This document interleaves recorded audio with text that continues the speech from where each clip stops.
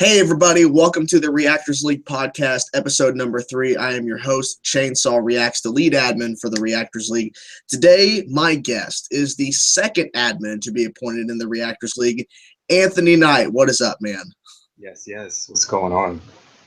Oh, I wanted to get him on the first episode, but schedule issues. Yeah. But it's all good. So he actually threw this topic in because I completely forgot about it. So we're going to start off with this. Star Wars The Last Jedi. Title officially announced. We're going to get into some speculation. So I want to know, what was your first thoughts when you saw the title for episode 8? Honestly, my first thought went to the color because we've never had a Star Wars logo in red. So that immediately caught my attention. Yes, I saw The Last Jedi and I thought that was a very interesting title. And Yeah. I immediately thought about Luke. But I was more curious about why the Star Wars logo was in red because it's always been in yellow. And I think it's been in white, if I'm not mistaken, but never red. I believe Revenge of the Sith had red in their logo. Did it really? Yes, because people were showing comparison photos of Revenge of the Sith was in red, and before it was changed to Return of the Jedi, when they first revealed Revenge of the Jedi, the original title for the third film in the trilogy, it was in red also. So Okay. I think the biggest takeaway from this is that it's going to be heavily focused on Luke, but I think with the red font, it kind of tells me the Sith are rising. Yeah. Because the First Order and Kylo Ren and Snoke, as far as we know, they're not Sith Lords. They're just people who deal with the dark side. Right. I agree with you. So maybe there's a third faction, the Sith. They come into play. I don't know. Maybe. It's definitely possible. And one thing that I found interesting, because I started looking up just to see what people thought about the title. And I'm not sure if you saw this or not, but there was a picture that was floating around that somebody combined the first two, this title and the last title. Oh yeah, The And Force Awakens, The Last Jedi, like a sentence. yeah, and I thought that was very interesting. Now it could just be a coincidence, but I just thought that was a very interesting coincidence.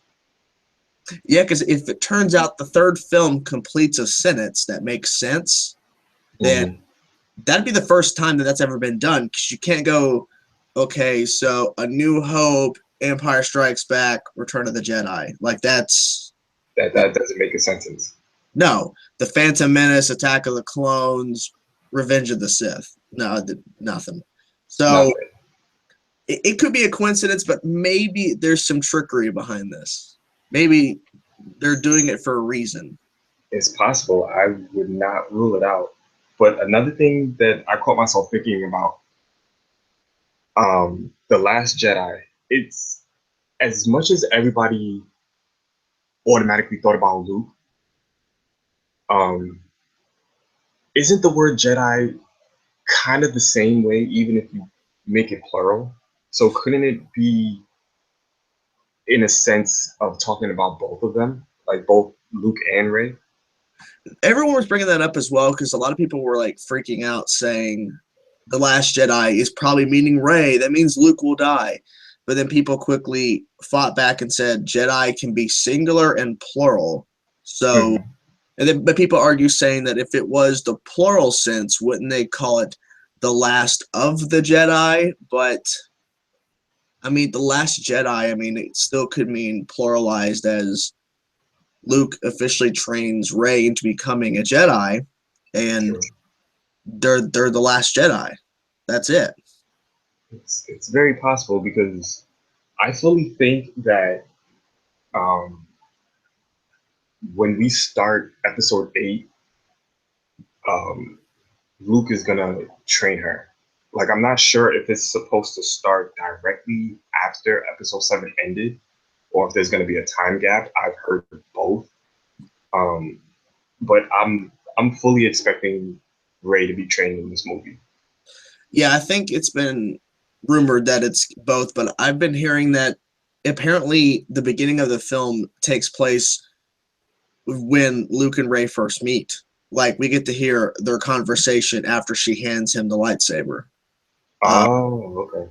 But I'm wondering, like, because the whole theory of who her father is and all that crap's been going on forever.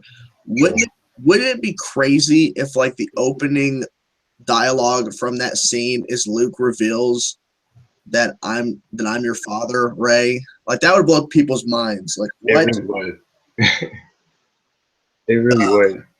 Yeah, But the funny thing is, I don't know why, but I have an eerie feeling that Luke is not her father. yeah. I really don't care who her father is. I Mm-hmm. just want to know more about her because there's just moments in the film where like Maz Kanata's talking to Han and Chewie at that table in her cantina or whatever, and right as they're about to talk about Rey, it cuts away. Like, Oh, that's right. why would you cut away from that? Like, what's going on? So I think what happened was they had more info and more things that they had in the Force Awakens, but they cut back. So Oh, I to mean, hold it for the next film? well, maybe. I think that's what they probably did because I mean, if they would have given us a lot of info about Rey in the Force Awakens, Mm-hmm. then there wouldn't be a lot. There wouldn't be a lot more to learn about her character in 8 or 9. So That's true. yeah, I think giving us just the bare minimum was probably the best thing because I mean, the actress Daisy Ridley says, "Well, I think it's pretty clear who her parents are from the Force Awakens." I'm like, "Well, it's not clear to anybody else because we're still speculating." Exactly. So yeah, I mean, I think it was best for them to do that, but I really wish they would have given Luke more to do in the Force Awakens. I do too. Like, it got to a certain point in the movie where I kind of knew that they were saving him for the end. And then once they got to the end, when he didn't speak right away, I sat in my chair and I'm like, he's not going to say a damn word. Like, I kind of knew he wasn't going to say anything. And then it just cut off. I was like, oh. Do you think that they should have had some dialogue between Luke and Rey before the film cut off? Like Uh, teasing us and getting us more excited for episode 8? Like having I some dialogue like what? And then it cuts off. Yeah, like I think nothing big. I think maybe like a sentence or two between the two of them, and then it just cuts off. Like nothing too big, and just a little teaser to make you want more. But at the same time, them not speaking and her just handing him the lightsaber and it ending, that kind of has everybody on the edge of the seat. Like, okay, what are they going to talk about? Like what's this connection? Because the way she's looking at him, but more specifically, the way he's looking at her Mm-hmm. is very interesting. So maybe a picture is worth 1,000 words. It can be used in this situation because his facial expression is just it's so emotional. But you're like, is it emotional because a former Padawan he was training, which is a speculation for Rey, has now returned to him? Is it the fact that she's giving back his lightsaber? Is it a multitude of things? Does he sense the fact that not his brother, but his really good friend Han Solo is dead? There's so many speculations. That's very true. Because he almost looked at her like he knew who she was. Yeah, because I think he trained her and wiped her mind after the Knights of Ren attack. That would be a very interesting twist. Now, question: do you think we're gonna see Force Ghost in Episode 8, like Yoda and Obi-Wan? Because in the original trilogy, they like Obi-Wan's Force Ghost was all over the place during the original trilogy. He really was. Do you think Ewan McGregor from the prequel trilogy will return as Obi-Wan and will have Yoda as well? That would be interesting. I don't know. I never really thought about that. I think if we get a Force Ghost, it would be Yoda. I don't think it would be Obi-Wan. Hmm. Um, Yeah, because I mean, Yoda is the most knowledgeable, and introducing Yoda to Rey would be a very interesting thing because, I mean, Yoda did speak in Rey's Force vision. That's true too, but didn't Obi-Wan speak in her Force vision as well? Yeah, and then now that jumps off into, now we're taking several jump steps, and now the conclusion that Obi-Wan is somehow related to Rey. Like that's where people jump. Yeah, But, I've heard that.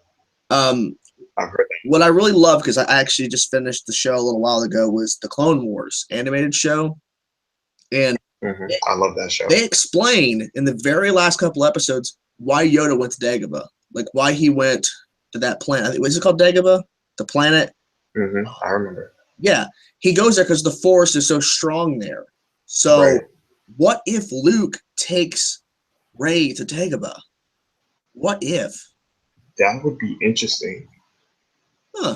Because, like you said, the Force is very like that specific planet. The Force is very, very strong there. And then when you think about it, Qui-Gon Jinn is there as well as a Force. As a Force ghost, right?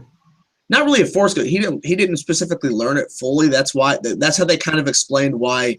Because originally they were going to have Liam Neeson make a cameo appearance as a Force ghost in Revenge of the Sith to Obi-Wan Kenobi, but unfortunately it didn't happen. So what they did was in the Clone Wars they retconned it to where the reason why he can't be a full Force ghost because he didn't complete his training before he died.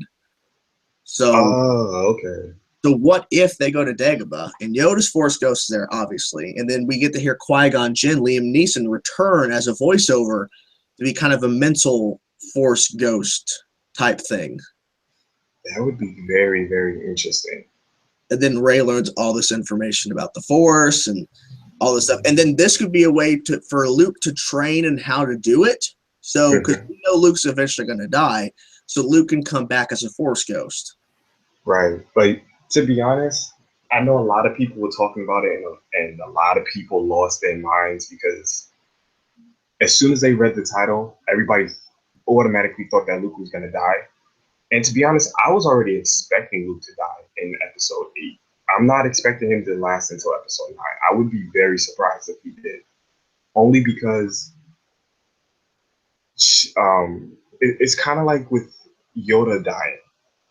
Luke had to step out of that shadow from Yoda because that was his master. And Yoda trained him to the point where he was able to fight Vader. So what role would you really give to Rey as an essential role to defeat Kylo, or even, what was his name, Snoke? Yes, Snoke. I think, well, unfortunately, with the very sad passing of Carrie Fisher, I think that Luke's going to have a bigger role in episode 9 because, I mean, they can't, because the original idea was having General Leia or General Organa Leia having a big part in episode 9. And now, so maybe Luke will have a bigger role in episode 9. I think that Rey's not going to learn her complete training in episode 8. I think that it's, even though she's very strong with the Force, I think she can't control it. I think that was the thing. Because she was just kind of learning all these things very quickly and fighting Kylo Ren, but there wasn't any real control. She's just swinging the saber, and there's no real fighting technique. Yeah, most of it was just instinct.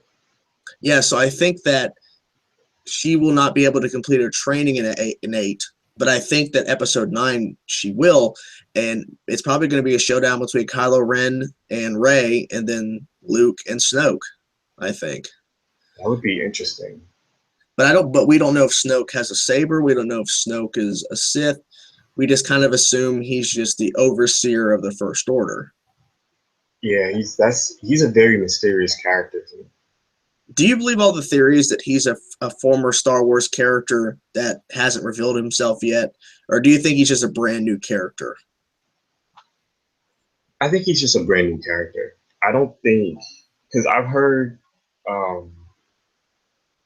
a theory that what if he was actually Mace Windu? I heard a theory that who's the other person? There was a theory that he was he's Darth Sidious. He didn't die in 6. Right, that's the one I was thinking of. There's also another one.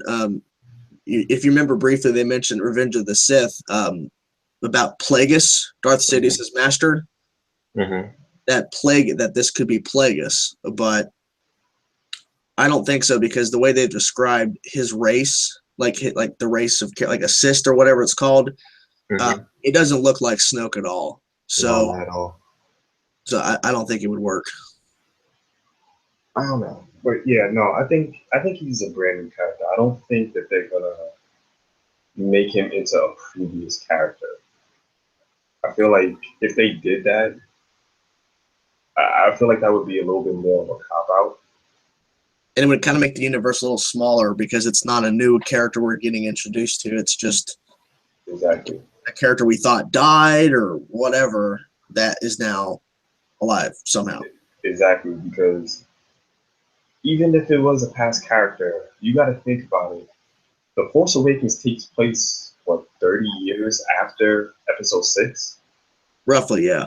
So I can't see any of the characters that we listed surviving that long undetected.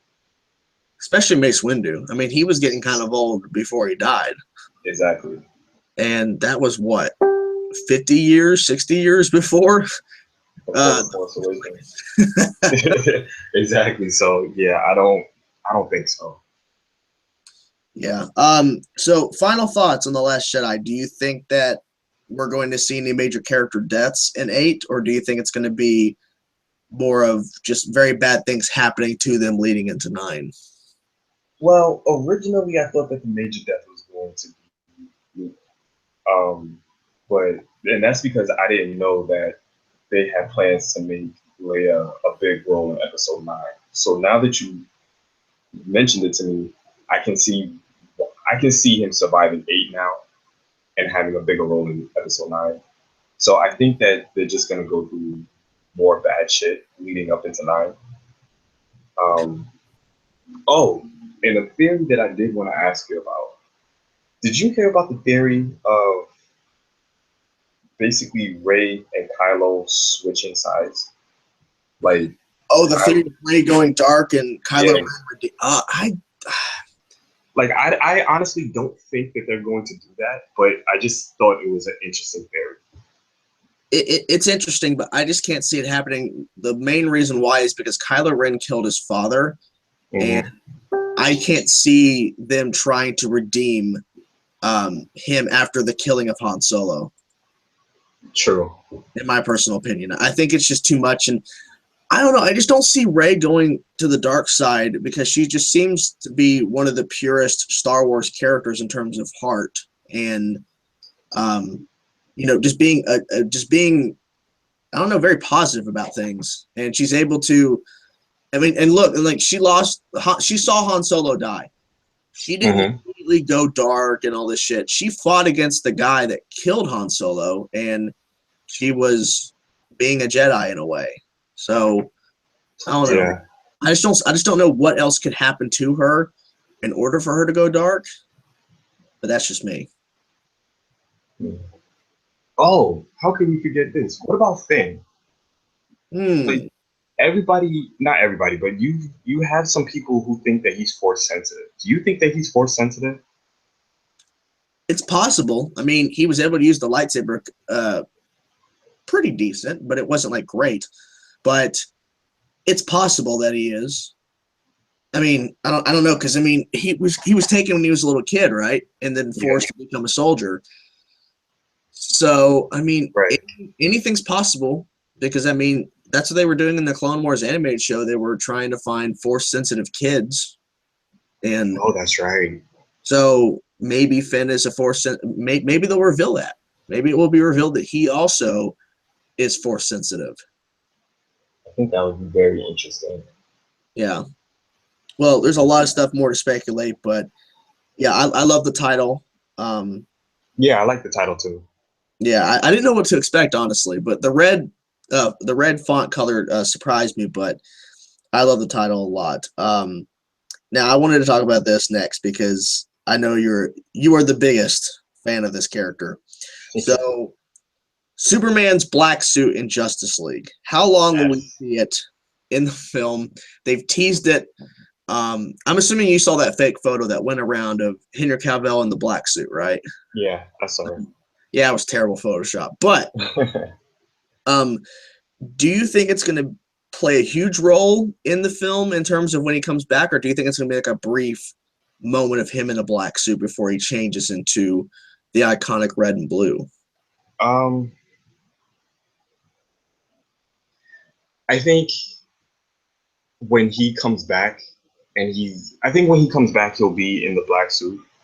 Yeah. But I don't think that it's gonna have. I don't think it's gonna be that much in the film. Um, I will admit that they are doing a pretty good job of not revealing anything in regards to Superman. I mean, there was that one photo that he took with the little kid. Yeah. But other than that, we really don't know anything else about Superman's character for Justice League, other than the fact that he's coming back. So when he comes back, I think he'll be in the black suit, but I don't think it's gonna be a large portion of the movie because I'm not expecting Superman to come back until a little bit past the midway point of the movie. That'd be a good point though, because I mean, you spend the first half of the film focusing on these other characters, some of them that we've not been introduced to fully in a film yet. Exactly. Interesting. But I think that it would be really cool if he was wearing the suit for a couple of scenes because, I mean, because they've already done the death of Superman. I mean, I don't think we're ever going to see the black suit again. Right. Like, I want to see it enough to where I can enjoy it and then okay, I had my fill. Let's get to what we really want is him back in the original suit. That's very true. But yeah, I just love all the photoshops that have been going around of him in the black suit because it looks so good. And do you think he's going to have the beard and long hair, or do you think it's just going to be just normal hair but the black suit? I don't know. That one I really can't call. I feel like that could go either way. I'm not sure which way they're going to go with that. I think it would be a nice nod to the comics if they did that. But Yeah. I really don't know if they will. I kind of hope they do because, I mean, stick with that. That's a very specific thing with the black suit is that he has the long hair and he has the beard. Even if he shaves the beard, at least he has the long hair. It just kind of fits with the black suit because that's how it's first introduced. Right. I'm just wondering if he's going to keep that black suit around or if he's going to get rid of it. Because, I mean, isn't there like a thing with it where it will absorb solar energy because it's all black? Yeah, it helps absorb solar energy faster. So maybe he'll keep that suit around for something in the future. Maybe. Possibly. Maybe when they finally go up against Darkseid, maybe it'll help him be a little bit stronger to face him. So essentially, you want Darkseid versus the Justice League with Superman in the front with a black suit on and the silver S, and the black cape, and why the hell not? Everyone wears black. Everybody just that would be awesome. Aquaman outfit, black Aquaman outfit, black Flash suit. That'd be cool. A black Flash. That would be really cool. Oh my god. How do you think he's going to come back? Do you think it's a whole thing where the codex in his body from Man of Steel is going to regenerate him, or do you think it's something to do with Apocalypse and Darkseid, or do you think it's something else that we haven't thought of yet? I would put my money between being something else we haven't thought of yet and the codex being in his body. The only reason that I'm leaving out the whole Apocalypse and Darkseid thing is because of the dirt rising at the ending of Justice League. I feel like, I understand that they did the whole dirt rising just to let you know that he's going to come back. Yeah. But I feel like maybe that's going to happen. Well, essentially that happened before like this whole war that's about to take place, because it happened pretty much right after the funeral. Yeah. So yeah, I think it either has to deal with the codex or it has to deal with something that we haven't thought of yet. Now, the only thing that makes me hesitant to go with that decision is, let's say he wakes up, right? Let's say the dirt rises and he wakes up. Yeah. Where is he this entire time while Batman is putting the Justice League together, dealing with the problems that they're going to have to deal with in Justice League? There's a theory that a boom tube takes him. Ah. Like the theory is the dirt rising is a boom tube opening up, and they take his body, and he wakes up in Apocalypse, and they're trying to essentially turn him into, I guess you say, Injustice Superman, where he's evil. I guess. Oh, okay. So when he comes back to life, evil, and that's why he would wear the black suit. Well, I don't know about that. I mean, it just sounds, or maybe it's just the dirt rising was just them letting you know that he's returning, and what they'll say is that, you know, like the dirt rising, that's just like, just forget about it. He'll come back in a different way. They could possibly do that. Interesting. I actually do like the idea of a boom tube opening and then taking his body. Yeah, I think it'd be crazy because we've had Man of Steel, he fought aliens, Batman v Superman, Batman, Wonder Woman, and then Suicide Squad, a bunch of criminals fighting together, and then Wonder Woman set in the 1910s, 1920s, and then in Justice League, oh, he's going to another planet. That's it right there. Superman's another planet. Like they're jumping into like crazy territory right out the gate. Like they're not slowly building into it. If that happened. True. Yeah, I like all the theories. I think the Codex one makes the most sense because he has the Kryptonian Codex in his body. Mm-hmm. So I think that it would slowly regenerate him over time. And I just know that when he does come back, it's going to be an epic entrance, I bet. Oh, I'm almost sure about that. Like they're going to question, like, is that Superman? Because he's in a black suit. Like, what the fuck?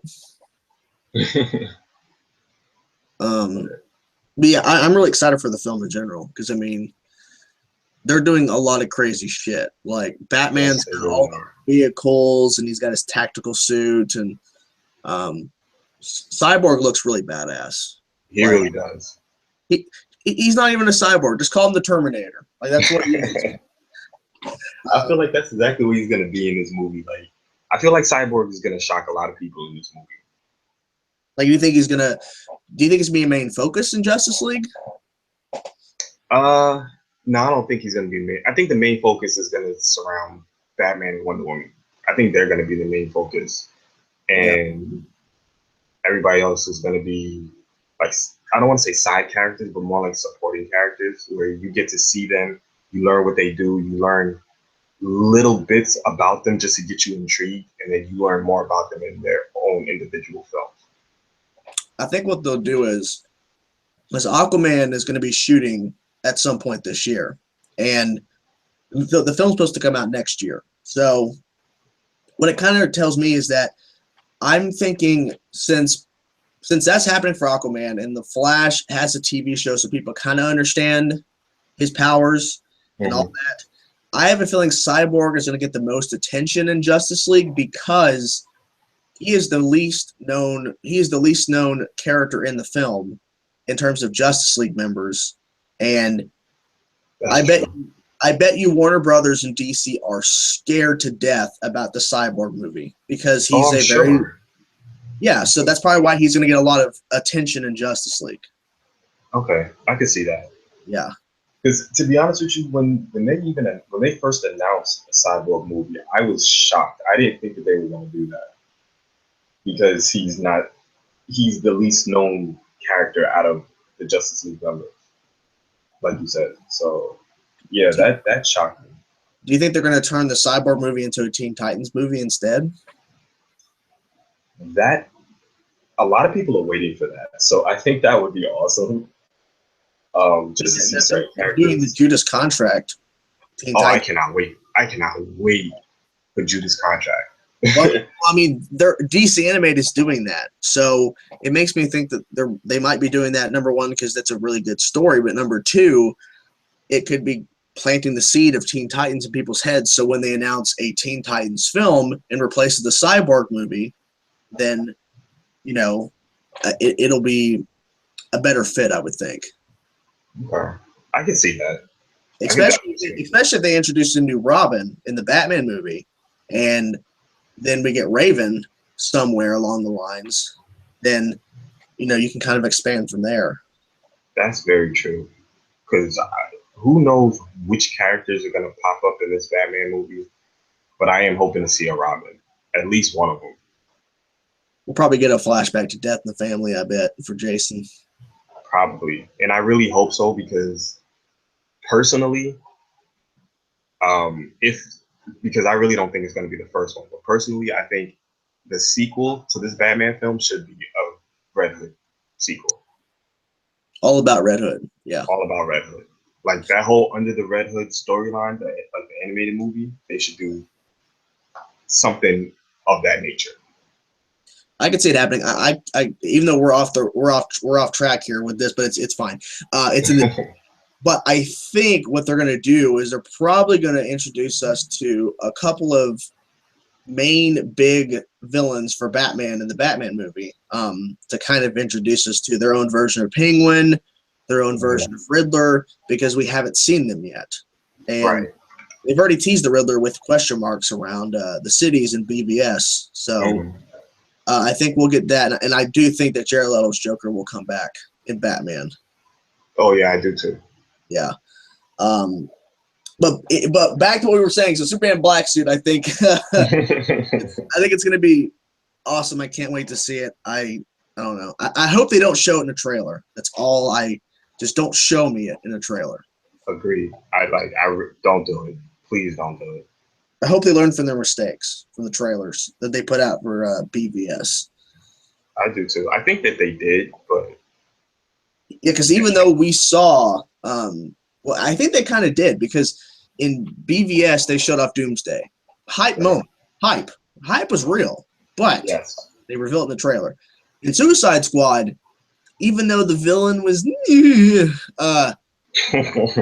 they didn't reveal it in any trailer until after the film came out that Enchantress was the villain. They never confirmed the villain. Right. They really didn't. So maybe they've learned from their mistakes that just don't show main key things like that. Exactly.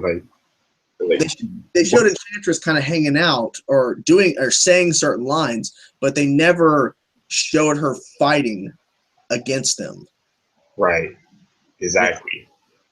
So, I don't want to see Superman in any trailer for Justice League. I don't want to see him in any of them. None of them. Don't show me him at all. I don't want to see him. Hope they have enough footage to show us. Yeah, I think what they'll probably do is the first show they'll probably just show us shots from the Comic-Con footage, but probably from different angles, because I bet you they shot all these stuff in different angles in different ways. And I don't know. I'm curious. I think Bruce Wayne is going to be probably narrating the trailer. I can see that. Discussing the death of Superman and the buildup of the Justice League. I see it happening. That would be awesome. So yeah, I'm really excited for the film. I can't wait for the black suit. And obviously, as you can tell, Anthony feels the same way.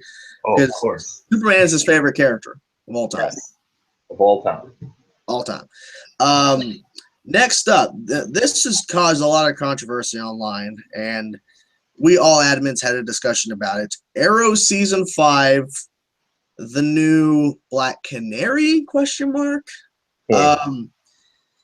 Okay, so I have to ask, because you don't react to these shows, you don't put them on YouTube, so I got to know, what was your first thought that went through your head when you saw this new Black Canary do the Canary cry, send those two guys through the window, and it just kind of sets up the fact that they're going to look for a new Black Canary?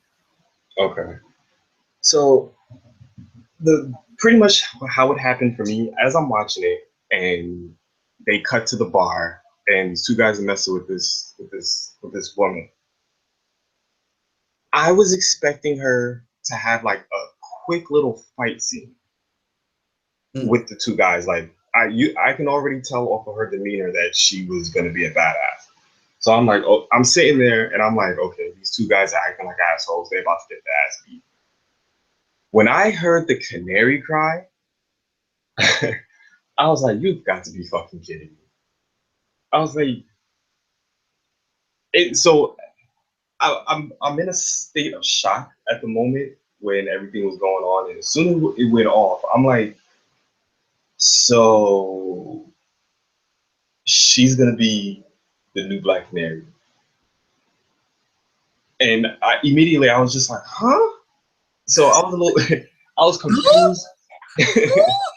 I was confused because I didn't know who she was, and I mean, I don't know that much about the whole Black Canary lore in comics. I don't know if somebody else took the mantle for a time being or whatever, but automatically to me, I was like, so you're about to give the iconic role of Black Canary to someone that we just do not know. Yes. But then after a little while, I calmed down and I said, you know what? Laurel is still, she's still around. And, after all of us admins was talking, you reminded me that then instead of her going back to Star Labs, yeah. Star Labs, she's with Argus. Yep.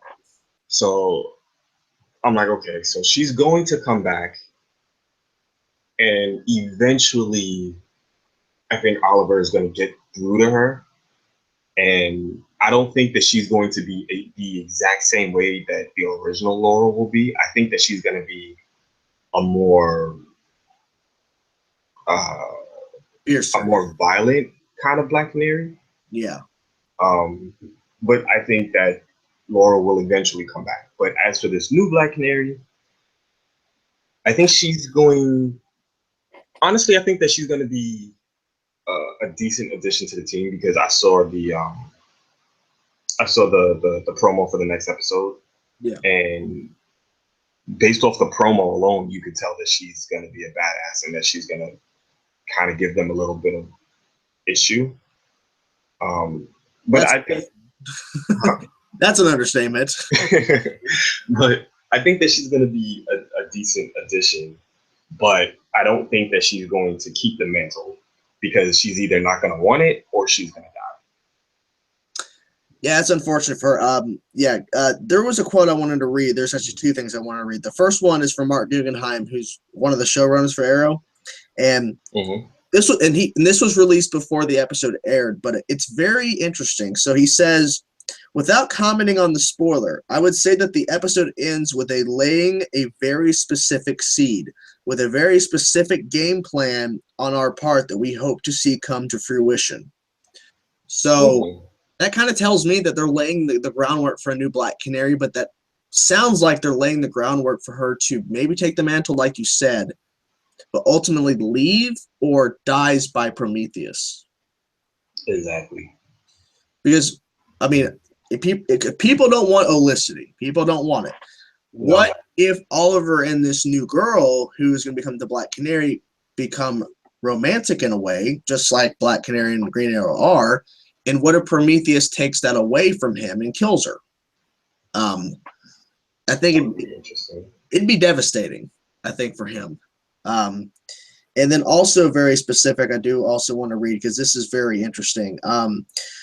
Mark Guggenheim also did an interview, and it was because people were automatically blaming the Arrow writers for this new Black Canary and them going this direction. So Mark Guggenheim was during a radio interview, and these are two specific quotes that I pulled out. So the main guy who runs all the DC shows on the CW, Greg Berlanti, was the one who wanted a new Black Canary, and it was up to Mark, one of the showrunners, and the writers to make her different from Sarah and Laurel. Hint, she's a metahuman. Also another quote: the reason why the writers wanted Oliver to see the light in Siren is to bring her into the Arrow world and away from Flash. They have stories to bring in Black Siren into the future, like she meeting Captain Lance, but it's up to Katie if she wants to return. So that would be interesting. I think, and that's probably what the groundwork was previously, laying the specific seed, because if you have Black Siren going to Argus and her being intertwined into the Arrowverse now and then away from Flash, then now they have a reason to allow Katie to come back right as season 6 is about to start and her be signed a full contract to come back as the new Black Canary. Because I think that's endgame. Season 5, we're going to get a new Black Canary. It's Black Siren. I think so too. But yeah, I'm glad that, well, even though Brianna from Phantom Reactions said she, like, out of all the girls from Phantom Reactions, she was the one who took it less offensive than everyone else. I watched, they uploaded their reaction. I don't know if you know, but they did. I just saw it. I didn't watch it yet, but I saw that it was uploaded. So when we finish, I'm gonna watch it because I'm dying to know how they handled that. Not well. Not well. There's a couple of times where they have extensive conversations about things. Interesting. But I think that what I really love, even though Bree was kind of in disagreement with us, which is perfectly fine, I think what's great, especially Alex, who loves Laurel to death, that he was really understanding and is willing to give this a chance. And I thought that he would be the one to hate it the most because yeah, me too.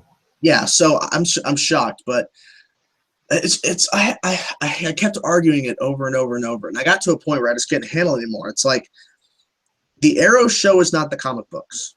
It's inspired, it's interpreted from the comic books, but it's not the comic books.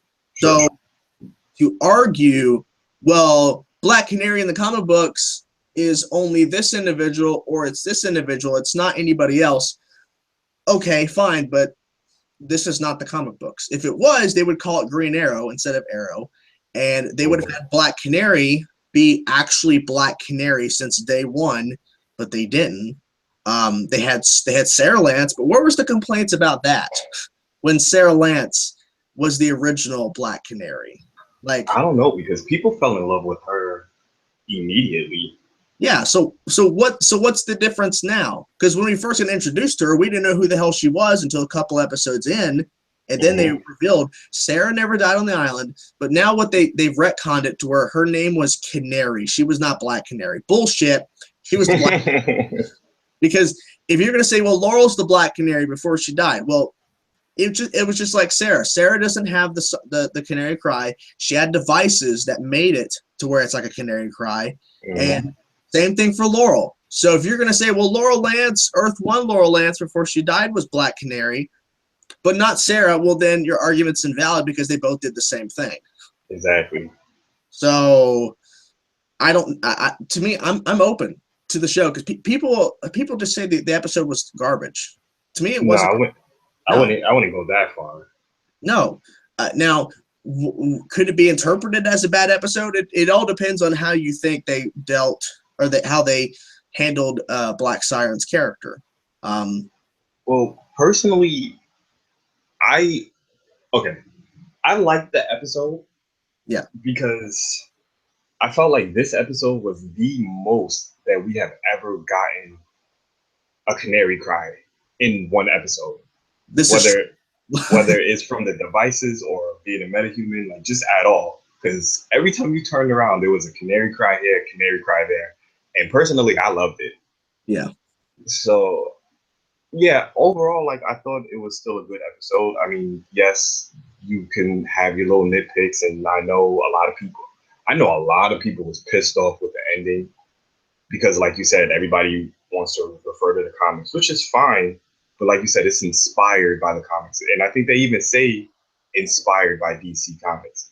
So it's not an exact interpretation of a specific comic book. Yeah. Yes, I understand that people want to be as close to the comic books as possible. But sometimes you just got to let things play out. Because if you think about it, when Arrow first started, he didn't have a name. He didn't wear a mask, and he was a straight up murderer. Yep. Now he's wearing a mask. He goes by Green Arrow. He's more of a Green Arrow by, well, he's more of the Green Arrow that's in the comics now more than ever. And what I love is that people immediately assume this is going to suck, but yet it hasn't been developed yet, like this new Canary. And who's to say she's going to even take up the mantle? What if she doesn't take up the mantle at all? It's just a storyline they're doing, but she says, no, I'm not going to do it. What if? Like, she can have the Canary cry, but it doesn't necessarily mean that she's going to put on the outfit and, you know, become the new Black Canary. She could just, they can offer it to her, but like you said, she can always turn it down. So, but what if she accepts, but she wants to be called something else and not Black Canary? Then true. Then I think people's arguments should stop, because if she's not taking on the mantle of Black Canary, she's going to call herself something else. Then this whole argument of, well, it's got to be Laurel. Well, this character she's going to be portraying is not Black Canary. So exactly, like, she's going to be her own unique character. Yeah.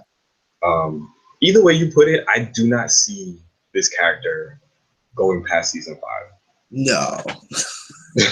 Like, I hate to say it, but yeah, I don't see her going past season 5.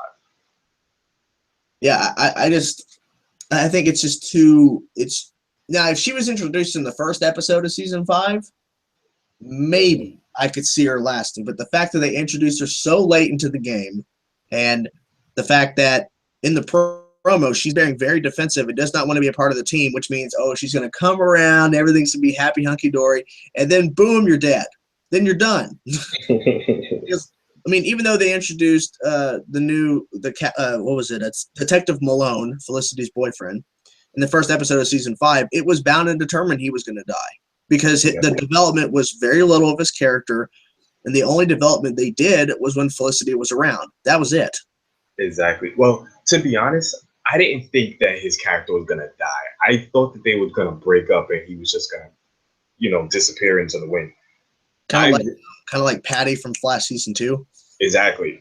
Oh, so okay. I didn't think that he was going to die. When he died, that was a jaw dropper for me. I was like, my biggest fear with, I know I'm getting off topic, my biggest fear with that, I was so scared that they were going to go the route of Felicity blaming Oliver for his death.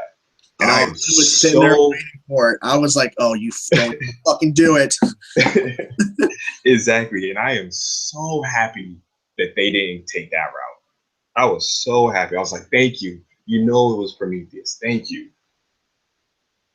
Yeah, because I was thinking, like, oh shit, like that's not what's going to be said. She's going to blame him, and it's all going to go downhill from here. Now, the route they did take for her character in the episode was she's going darker.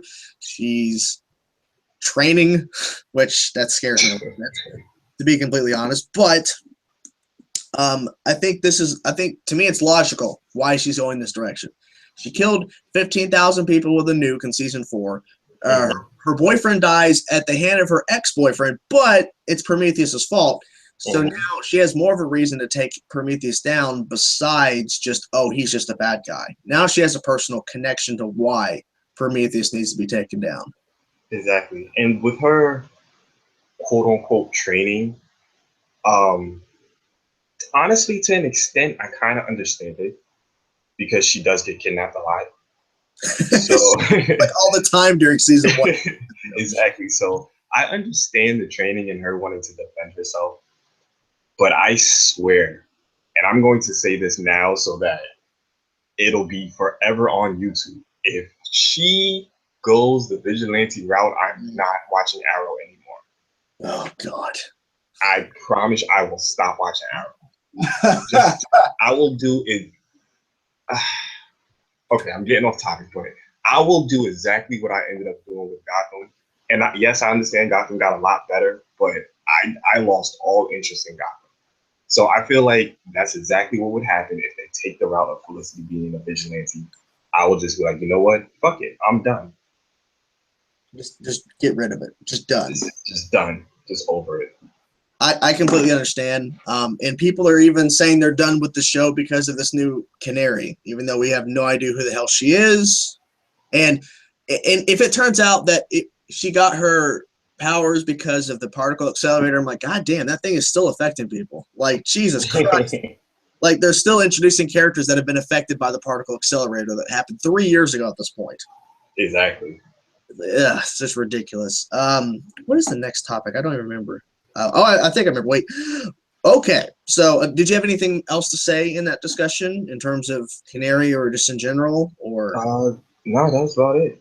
okay. Well, I'm excited to see what happens. I mean, I'm an optimistic because I think season 5 has been killing it, so I'm going to give it a shot. I agree. For sure. Now, this was going to be specifically talking about the most recent volume, but unfortunately, Anthony is behind a little bit, so that's okay, because I just want to talk in general about this show, because it's fucking phenomenal.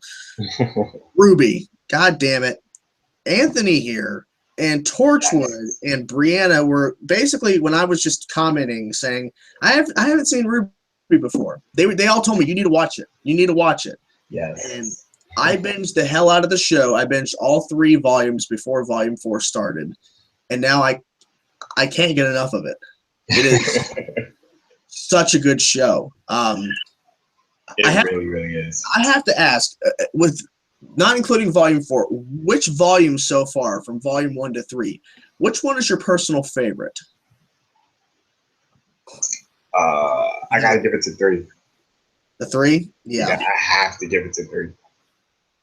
I'm shocked with all the stuff they did in 3, to be completely honest with you. So am I. And I think that's why it became my favorite, because of what they did and how dark it became. Because nobody saw it coming. Well, nobody saw how dark it was going to get. Like, they did things like, okay, well, I guess we'll throw up a spoiler, because yeah, I guess we could talk about spoiler, because they're almost finished with Volume 4. Yeah, I think there's like 2 more chapters after the one that came out on YouTube today. Okay, so yeah, we could talk spoilers with chapter 3.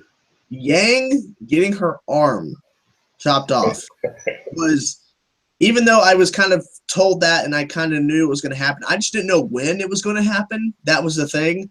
Mm-hmm. But when it happened, I was shocked. And then that's when I said to myself out loud, okay, RWBY has RWBY has gone to the dark side, and they're not going to go back, because now we have to keep going down this road, and they've continued it in Volume 4.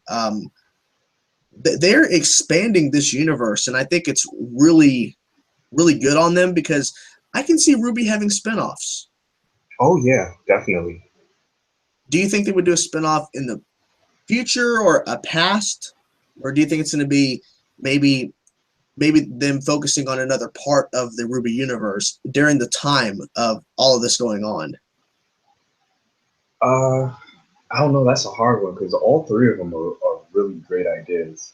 And the funny thing is, I mentioned this in a reaction that I did. There's a guy named Mark Zhang who does fan-made RWBY trailers. Yeah. And he created his own kind of RWBY team. And each trailer that he did, he pretty much released each trailer the way that the RWBY trailers were released. I forgot the name of them. I think I've seen like thumbnails where you've reacted to them. Yeah. So, and each one that he did, he got better with his animation. So each one got better. And in one of the reactions that I did, I said that this would be an awesome side story to say, like, this team of guys are doing this while RWBY and the gang are doing that. So I would love it if they did a spinoff. I'm not sure who they would do, but personally, I would love to see the team with RWBY's mom, her dad, Crow, and Yang's mom. God damn, yes, that team. I'm calling Rooster Teeth right now. We're fucking doing it. That's the team that I want to see in action. I don't remember if they've ever mentioned this. Have they ever mentioned how long the Grimm has been around? I don't think that they mentioned it. I think in that world, it's always they've always been around. Like they were there, and then man came, or was it the other way around? I'd have to watch the first episode because I think the very first episode of Ruby mentions it because that's when they give in the description of the ground. I think it'd be really cool if we got introduced to a brand new team right around the Grimm. We're starting to grow in numbers, and we get a brand new team, and this is our new RWBY prequel series where we're focused on these set of new characters and this new, even though it's the same world, it's just the introduction of the Grimm and Huntresses and all that kind of stuff. I think it'd be a really cool way to kind of, expand more in the world and it not really affecting RWBY too much. True. Like the events taking place do not affect at all RWBY because if they do the spinoff thing where we're just going to follow a different set of characters, they have to be very careful of what they do because they can't do something catastrophic or crazy because it would affect the rest of RWBY. Right. Unless they did like with the spinoff, if the spinoff took place in a different part of the world, like because I think in volumes basically 1 through 3 they were still in school. Volume 4 is when they start venturing off. So what if the spinoff took place in those other parts of the world where RWBY is just now traveling to? So wait, so would it be cool if they did a spinoff like for 3 seasons during the time of RWBY in school, and they followed another set of characters for 3 seasons, and called it something else, and then at the end of it maybe they could find a way to combine, like they introduce like these characters in like season or volume 5 or whatever, but then the spinoff can introduce them what they were doing during the events of the first 3 volumes before the fall of Beacon. And that'd be interesting. And so I feel like if they did that, you could still have your dire moments or your catastrophic moments as long as it doesn't affect Beacon, or I forgot the name of where they don't stay at Vale and they don't stay at Mistral. What was the name of where they stayed at? I forget exactly, but I mean, there's other schools, right? Yeah, so, there are other schools. Couldn't they could focus on a group of kids during the same exact time period of the first 3 volumes in this other school, and you somehow incorporate them into, because didn't the Grimm attack of the other schools too, or just Beacon? I think Beacon was the only one that fell. The other schools, I think the other schools are still okay. Well, I wonder, were they attacked with Grimm as well and they stand, or was it just Beacon was the place to go? I think one of the other schools were attacked. I know Atlas is fine. I'm not 100% sure, but I know definitely that Beacon was the one that was the main focus that fell because of Cinder and what she did. Maybe they could do a thing to where the reason why one of the schools didn't fall is because they were able to fight off the Grimm. They were able to find a way to keep them from attacking the school, and they could kind of retcon that and have that be a part of the lore of why one of the schools didn't fall, because the main characters are following and the rest of the school found a way to stop it. Exactly. Oh, you know what else would be cool? They could also show us what it looked like from their perspective during the whole tournament thing when Beacon first fell. Because so they could be watching from their school, or they could be in the auditorium while the tournament's going on. Exactly, because they said that no one outside of Beacon really knows exactly what happened. All they saw was that like the Atlas soldiers, all they saw was Atlas attacking Beacon. Yeah. And then everything just pretty much went to hell after that. But yeah, we can see it from like their perspective of them watching the matches. And that's how you can even have, I guess, the Team RWBY guest star, so to speak. Like you can watch their fights on the screen from the new team's perspective. That is interesting. Like, because you got to find a way to connect it all, because if it's completely removed from the RWBY original show, it's in the same universe, but you don't feel like it's fully connected to anything. It's just we're following new characters. There's no real connection here. Or they could just do a thing to where maybe, like the idea of where we're following Ruby's mom and Yang's mom and all that. What if, like, we get introduced to younger versions of characters that we now know from the RWBY show, and we're able to expand more on those, like a younger Ospen. Okay. Yeah, like stuff like that. Because that would be awesome. Because it feels like that all those characters probably know each other in a sense. Yeah, I believe so.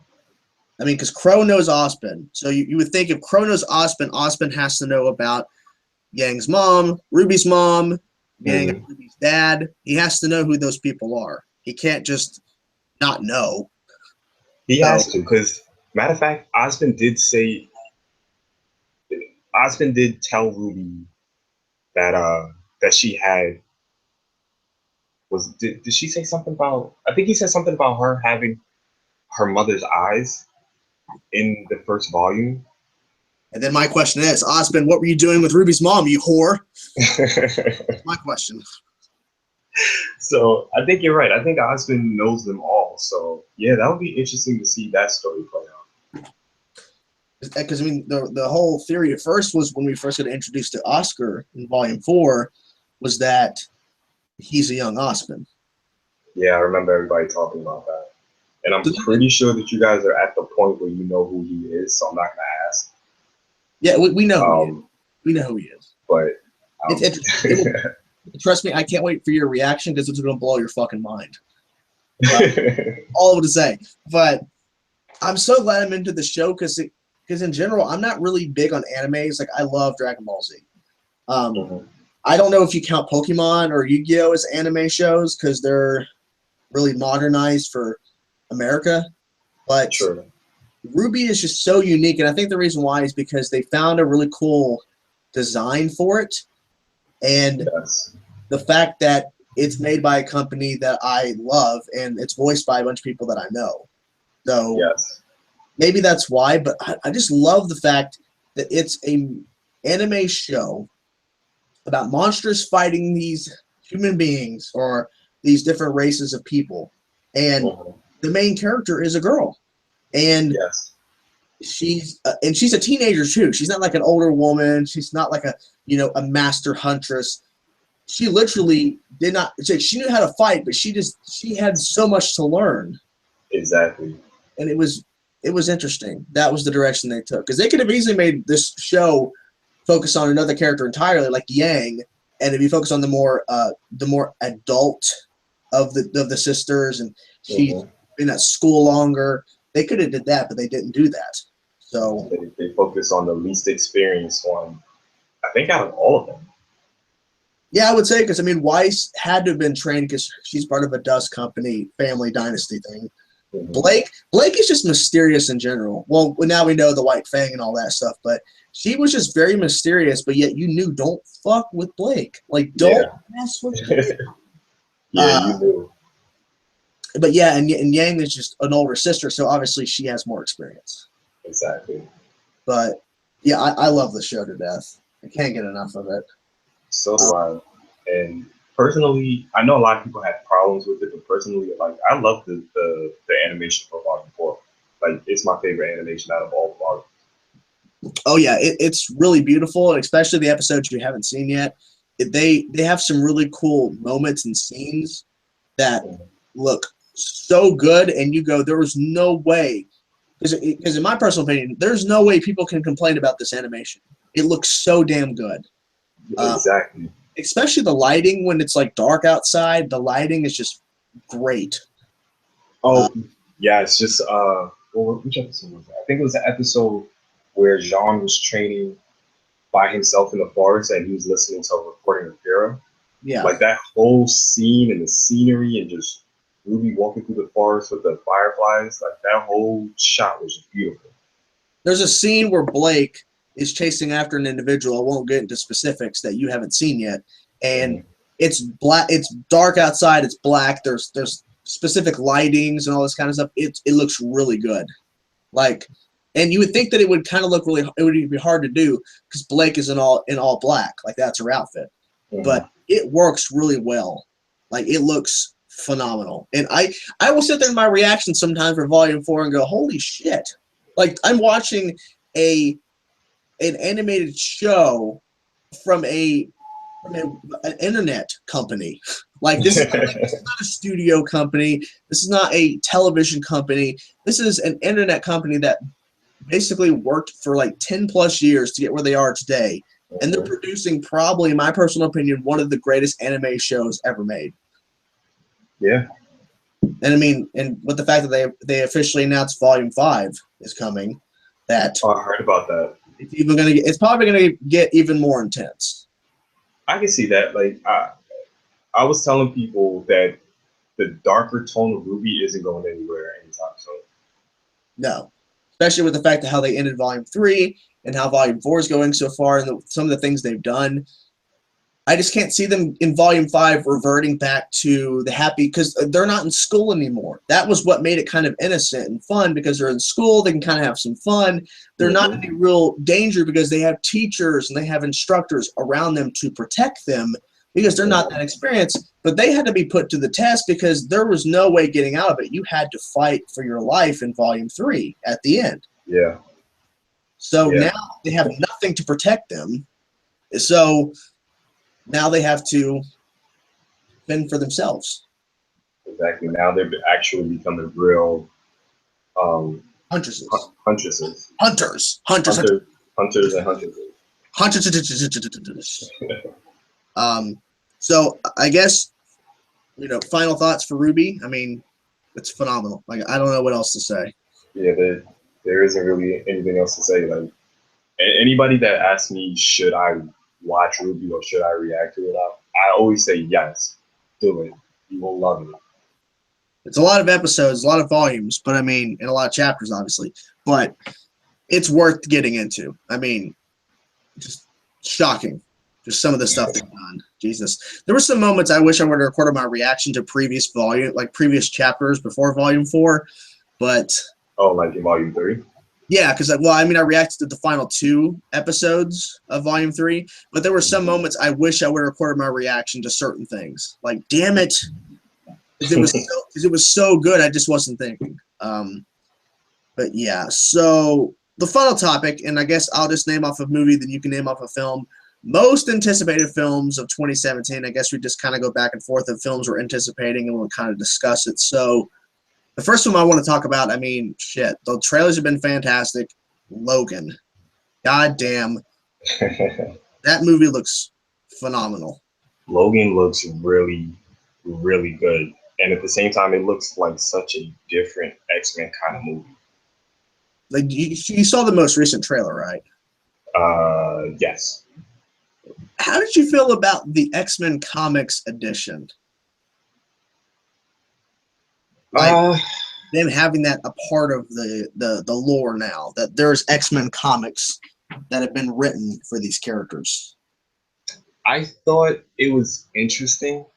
To an extent, I guess I understand it, because since Logan pretty much takes place in the future, you had all this stuff with the X-Men happen. Everybody knows about mutants. So them having comics about it doesn't really surprise me, but them kind of, I guess you could say, teasing the fact that the comics that they have are the comics that we have, I thought that was kind of interesting. Yeah, I think it's interesting that his quote was that, quarter of this probably happened, but not like this. He was being very specific, and it looks so dark. I mean, not the fact that it's rated R, just the tone is just gritty and dark. Yeah. And it's interesting because we have 11-year-old girl, X-23, this movie, and I wonder, because we've never heard her speak. Right. Like, we've heard her scream at the beginning of the trailer, screaming at that clerk who looks like Quicksilver from Age of Ultron, but we haven't heard her actually speak in the movie. And I think there's a reason why. Because I think that there's a specific reason. Maybe all the dialogue she has in the film is spoiler-ish. It's possible. Maybe that's why. But I can't wait for the film. I want the tickets. Just announce pre-order tickets. I want to buy them. Like, I'm ready for the fucking movie. That's going to be such a really good movie. So, what is one for you that you're most excited for this year? Okay. Well, the movies that I'm gonna list are in no specific order. I'm just gonna put that out the way. But I am in such anticipation for Wonder Woman. Ooh, goddamn.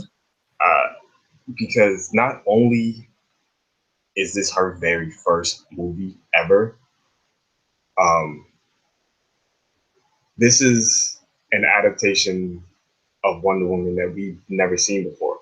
Because the only other Wonder Woman that we've had live action was back in the 80s, I think. I think it was 70s. 70s? Yeah. Yeah, 70s. You're right, 70s. Linda Carter. So as amazing as Linda Carter was, you know, I've been wanting a more recent live action Wonder Woman for a very long time. Because, you know, I am a huge DC fan and I know a lot about Wonder Woman and I know how much of a badass she is. So the fact that we're finally getting that on the big screen,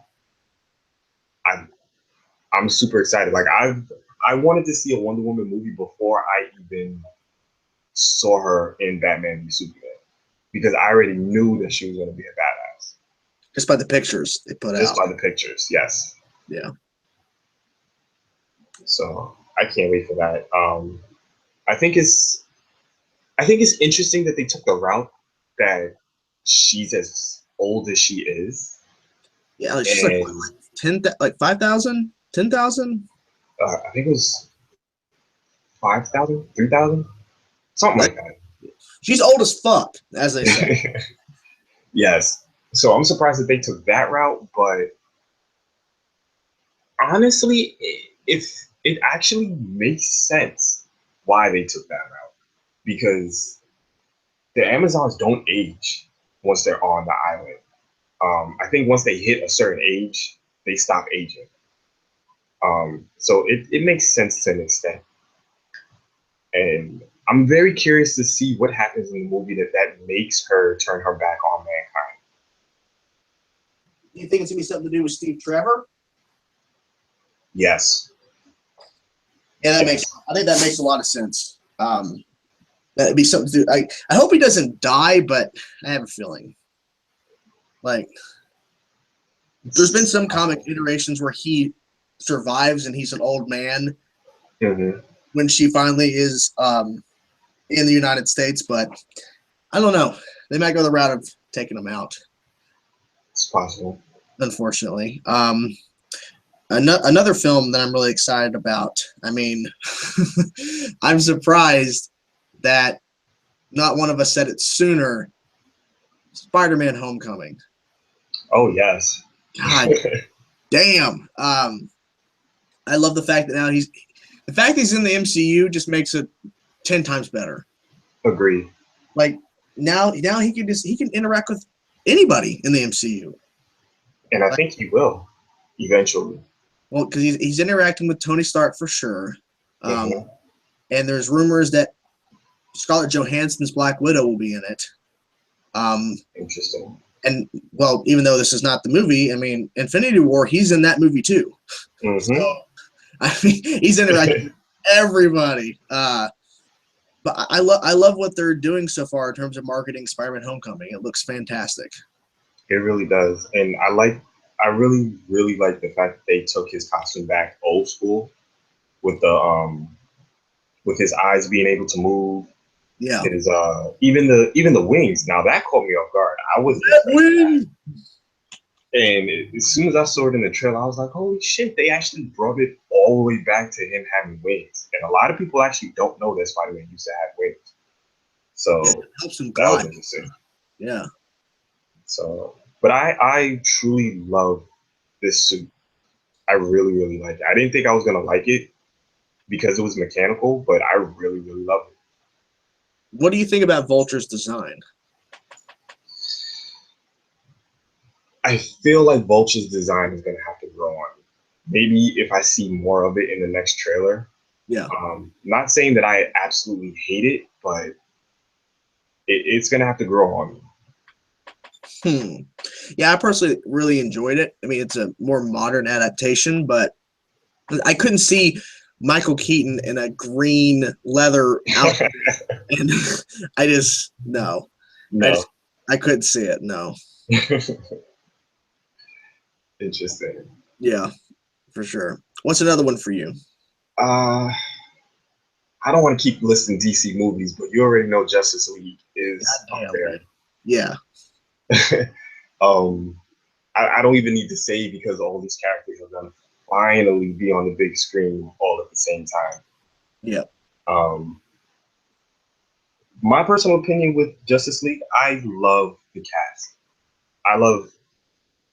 Obviously I love who they have as Superman, Batman, Wonder Woman.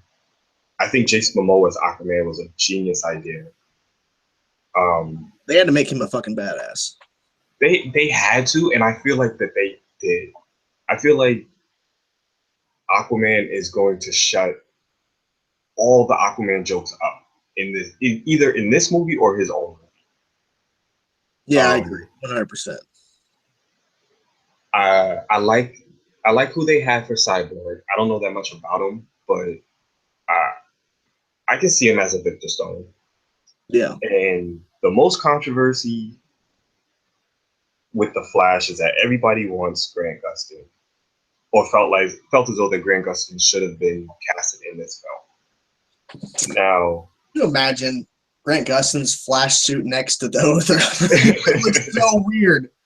Is that like it would look weird, and not to say anything bad about Grant Gustin because I think he's doing one hell of a phenomenal job as Barry Allen, aka the Flash on TV. But just how his Flash is, it doesn't fit with the movie universe that they created. I don't. No. Yeah, like I don't see his version of the Flash next to all these other characters. Especially their version of Batman. Exactly. So if he thinks Arrow is kind of harsh, wait till he meets the fucking Batman. Exactly. So I'm very curious to see Ezra Miller's Flash, even though they did say that he's like, well, what did they say? That he's like the annoying kid brother. I mean, he needs friends. That's why he's joining the Justice League. Exactly. But I don't know why, but I have a very eerie feeling that he's going to kill this role. And I had this. He's gonna blow it away. Huh? I think he's gonna blow it away for sure. Yeah, I really do. And I feel like just off the little teasers that we've had off from the Flash and Suicide Squad and BVS, I feel like this version of the Flash is going to do some really incredible, epic shit. Yeah.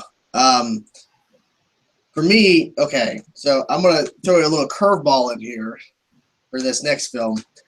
War for the Planet of the Apes. Oh yes, I can't believe I didn't even think about that. That fucking trailer, I think on its own is a fucking masterpiece. Yes. The music, the tension. Caesar looks like he is ready to just end the human race because they're garbage.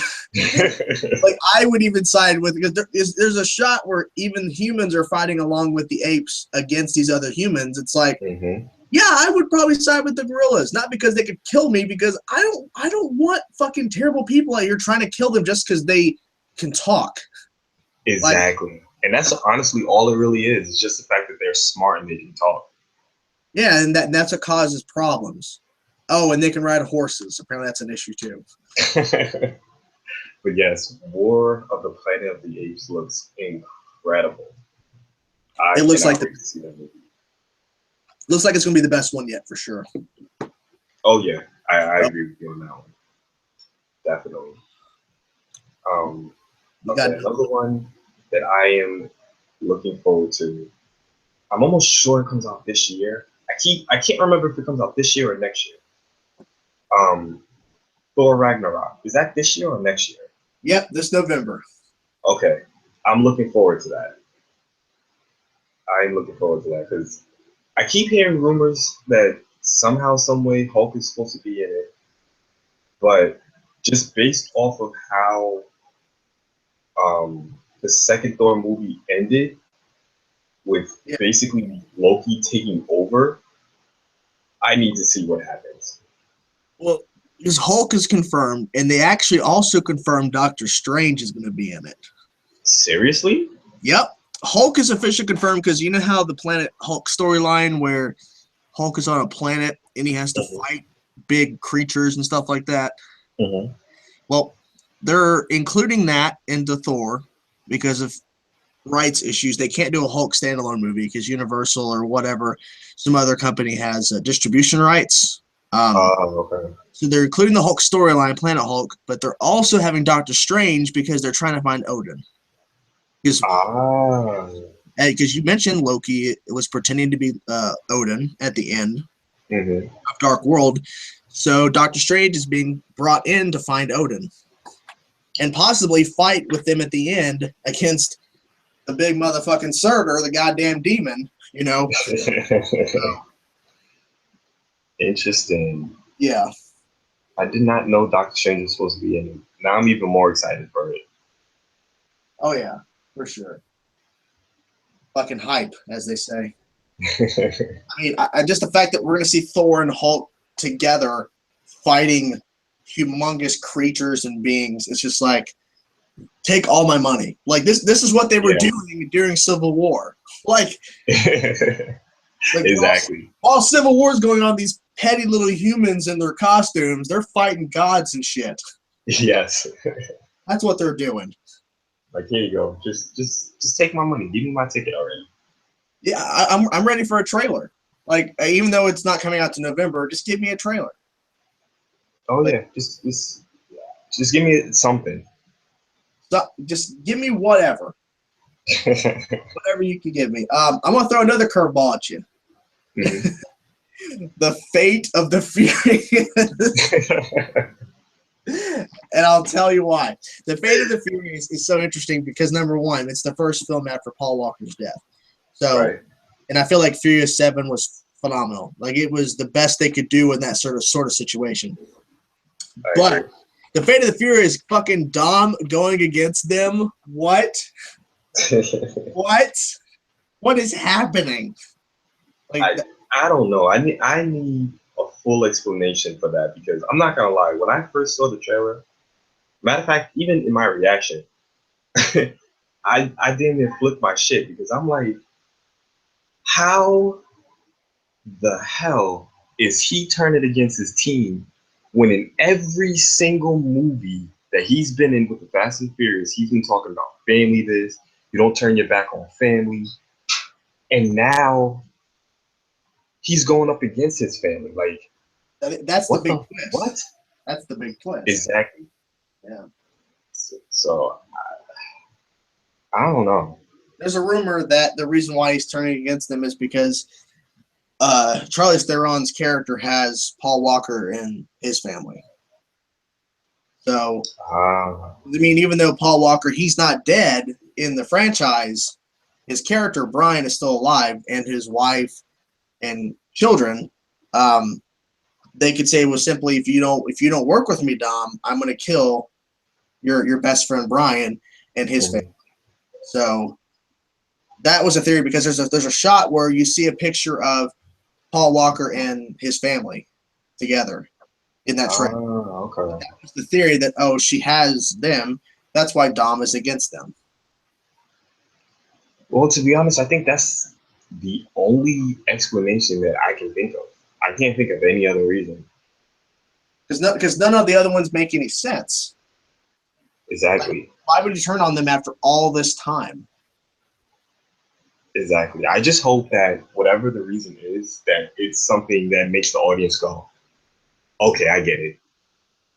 But don't reveal it at the beginning of the movie. Reveal it towards midway through. Like, give us some tension and then give us that. I agree. Like, tell us later on in the film, have us at the edge of our seats, like, what's going on? let us find out when the team finds out. Exactly. So that's all I want to know. You got another one? Let's see. What else is coming out this year?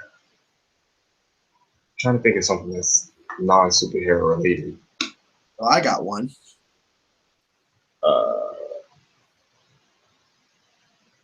Okay, go ahead, shoot. Because I can't think of one. Kong Skull Island. Oh, how the fuck did I not think about that?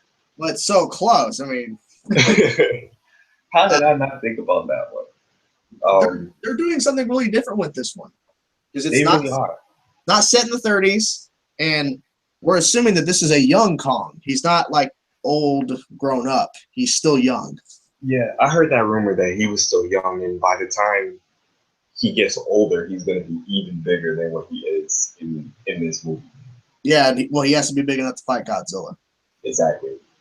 And Godzilla was like, what, 300 feet?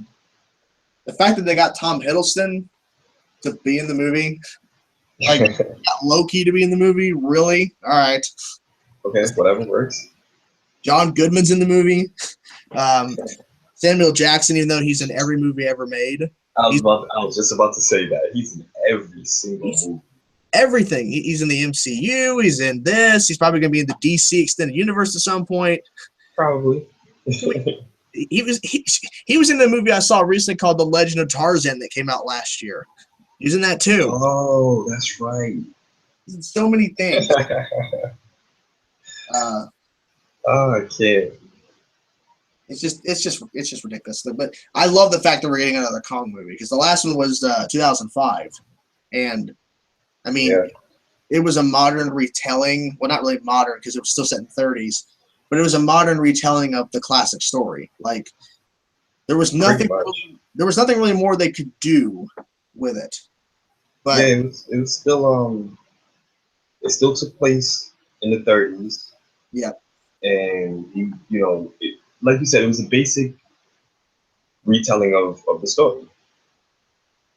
That's honestly the only thing that really added in was Kong fighting T-Rexes, basically. Yeah. Like 4 at once or whatever, 3 or whatever. It was ridiculous. Absolutely ridiculous. So you got any more, or is you fresh out of movies?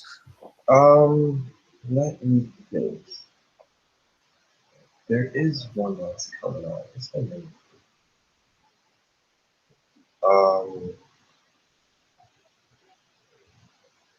Yep. Nope. Can't think of it. Yeah. Well, I mean, there's Guardians of the Galaxy. Oh, wait. There is. Well, yeah, like you said, there's Guardians of the Galaxy 2. Yep. Is that this? That's this year? Yep, in May. God damn. I'm gonna be so broken with theaters this year. Exactly. So many things coming out. Isn't there an Inhumans movie coming out? Oh, Alien Covenant, yeah. No, not Alien. Inhumans for Marvel. Oh, that's TV show. Oh, they made it into a TV. I thought they made. Okay. Yeah, I thought you said Alien. Like Alien. Like, oh yeah, Alien Covenant. Oh, I did forget about that. That's gonna be interesting. Well, because now they're officially tying in the Prometheus officially now into Alien. I was about to say, doesn't Alien Covenant doesn't that take place like after Prometheus? Yes. Like it's the same characters and everything, right? Yes. Michael Fassbender's returning from Prometheus, and yes, and Xenomorphs will be in this one. Okay. Apparently, I don't know if it's probably going to be in this film or the next one, but they're officially going to reveal who created the Xenomorphs. Like, oh wow. Yeah, like they're like apparently because that's a big mystery that we all need to know. So. Okay. Well, yep. Now I'm officially out of movies. I'm out of movies too. I think I'll call it a podcast. I want to thank everybody for listening. Thank you, Anthony, for coming out and hanging out. It was really fun. We talked a lot of stuff here. I hope you guys enjoyed the podcast, and I will see you guys later. And so Anthony, too. We will be around at some point, hopefully. Hopefully. Yeah. We'll be around. Maybe. I don't know. We're all going to retire. We're done. All right. Thanks, guys, for listening. We'll talk to you guys later. Peace out. Peace out.